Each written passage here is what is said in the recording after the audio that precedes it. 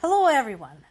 Trump calls Putin the more difficult partner in ending Ukraine war. Wait, what? Hang on. Is it the same Trump who said this about Zelensky in February, calling him a dictator? Or this in April, accusing him of sabotaging the peace process? Or blamed him for starting the war, also back in April? Or slammed him for refusing to recognize Russia's annexation of Crimea? That you, bruh? You the same guy who said that to Zelensky? So now Putin is difficult. Okay, got it. Anyone who wants to see this as an encouraging sign, don't. Just don't. It's gonna pass. He's gonna forget all about it tomorrow. He's gonna wake up on the wrong side of the bed again and have another tantrum. So do not treat this seriously. I'm sorry to tell you. Trump did meet with Zelensky finally during the NATO summit, and I don't know how productive this was. Trump says it was productive. Zelensky's side probably will also say it was productive. However, I want to remind everybody that this comes on the heels of Trump accusing NATO of not doing its part, despite the fact that European Union actually contributed more to Ukraine's aid than the U.S. And you are free to fact check me on this. And despite the fact that it's France and the UK that are continuing to work to train Ukrainian soldiers, pilots, officers, etc., in the use of new military technologies and learning from the Ukrainians on all things drones. Now, it is true that, Trump did say this war is a mess for Putin. Yes. But again, if anybody wants to be enthusiastic about this and say, oh, he finally understands. No, he doesn't. Like I said, just give it 5 minutes. It will change. The Guardian today has a good article about military technology. So we talked about this almost every day. I mentioned this yesterday that more countries should be willing to collaborate with Ukraine, because Ukraine basically had made an offer to everyone involved, anybody interested, to come and work with Ukrainian military technology specialists on developing new types of weapons, as we have seen introduced in this war. So this article is very thought-provoking in an uncomfortable way.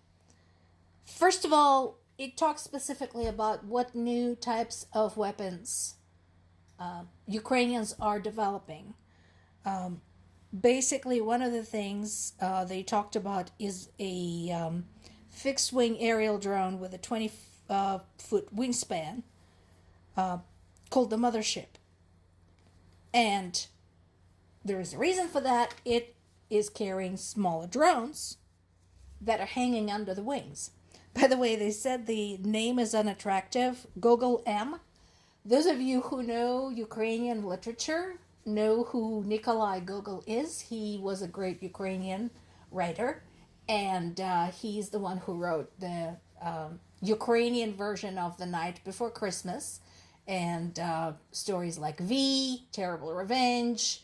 So his name was actually a derivative from a Ukrainian word for a certain type of duck. So calling a flying thing a duck, nothing unattractive about it. So this machine flies somewhere to a certain destination, releases the drones, and they autonomously scan the ground below to find suitable targets. They're powered by AI. They choose the target and they fly into it. So the drones, these smaller pieces, are kamikaze drones. What is interesting about this is that a kamikaze drone is a lot easier and cheaper to make than the one that you plan to discard its payload and come back. Right now, the mothership, which is reusable, and the kamikaze drones that come with it cost about $10,000 each. That is pennies when you're talking about the military industrial complex. It can travel up to 300 kilometers, and the kamikaze drones are capable of flying another 20 kilometers. So that is some pretty powerful technology. The disadvantage, of course, is that if somebody detects and shoots down the mothership, you lose everything. You lose the carrier and the drones. But here is something that has been suggested by one such expert. And I think nations should take this to heart. All these checks in airports are useless already. You don't need to bring a bomb to blow up an airplane. You can just wait outside with the drone. Why should we be paying attention to this? Because we are back into the state of unrest in the Middle East. And anybody who says, whoa, but Trump has fixed it. No, he hasn't. We actually don't know what he did. All we know right now is that we have growing evidence that he lied. And nothing is fixed and nothing is decided. So, what we do know is that Iran had threatened to activate its sleeper cells in the United States and among its allies. And another uncomfortable thought is that Iran has been a major supplier of Shahed drones to Russia, which Russia then used extensively to terrorize Ukrainian civilians. Basically, this was a really neat kind of deal for Iran. They got a free field test. Well, not free, but they got a far more extensive amount of data as a field test by sending the drones to Russia. Now, their relationship might be souring right now. And I hope it does, because if they have a falling out, that is actually to the advantage of everybody else involved, including the United States.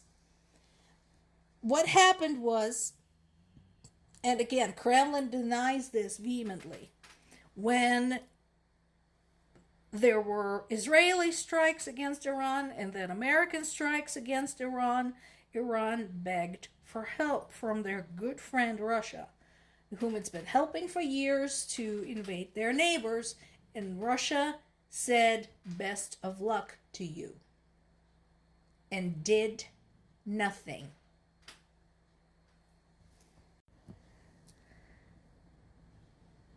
So, yes, the Iranians are not exactly thrilled about this, nor should they be.